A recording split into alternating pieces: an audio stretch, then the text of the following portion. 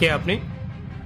Sir sir আমি মানে আপনি একটু ম্যাডামকে রেখে দিন না, আমার ম্যাডামের সঙ্গে খুব দরকার। ম্যাডামের সঙ্গে দেখা করতে হলে অফিসে দেখা করবেন।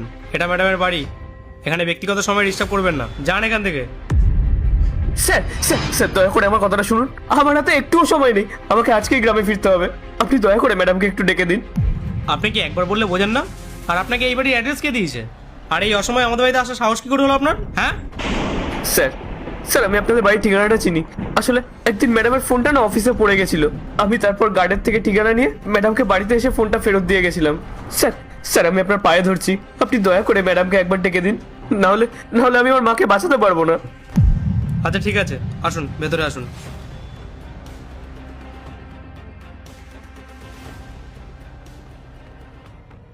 বসুন এখানে।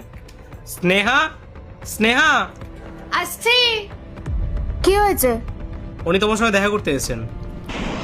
তোমাকে তো ঠিক ম্যাডাম ম্যাডাম আপনি আমাকে চিনতে পারছেন না? আমি আপনার কোম্পানির পিয়ন গোপাল। গোপাল? আচ্ছা তোমরা কথা বলো, আমি আসছি।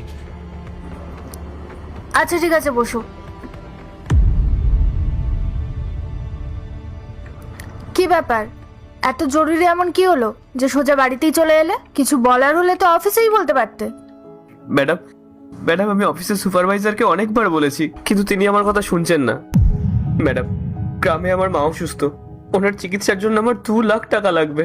আমি সুপারভাইজারকে বলেছি, কিন্তু উনি আমাকে ছুটিয়ে দিচ্ছেন না। আমার হাতে একদম সময় নেই, তাই আমি কোনো উপায় না পেয়ে আপনার কাছে ছুটে এসেছি। আমি কি করব কিচ্ছু বুঝতে পারছি না ম্যাডাম।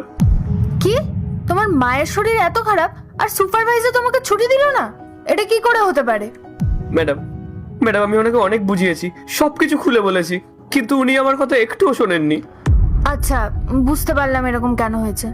আসলে আমার নির্দেশেই ছুটির ব্যাপারটা নিয়ে এত কড়াকড়ি হয়েছে, কারণ আগে এরকম অনেকেই মিথ্যে বলে ছুটি নিয়ে টাকা হাতিয়ে নিত, কিন্তু তোমার মতো এরকম সৎ মানুষের সাথে এরকম হওয়াটা উচিত হয়নি। তুমি চিন্তা করো না, তুমি গ্রামে যাও, মায়ের পাশে থাকো।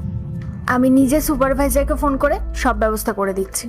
ম্যাডাম টাকা ছাড়া মাকে ভর্তি করাচ্ছে না, আর আমার কাছে একদম টাকা নেই। আপনি দয়া করে কিছু একটা করুন ম্যাডাম, আপনি বাঁচান আমার মাকে। টাকা?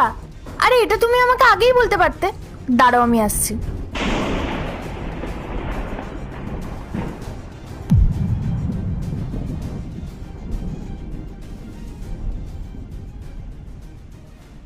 এই নাও 2 লাখ টাকা তোমার মায়ের চিকিৎসার জন্য। আর টাকা ফেরত দেওয়ার কথা একদম ভাববে না। তুমি জানো আমারও মা নেই, তাই আমি জানি মা না থাকার কষ্টটা কি। তাই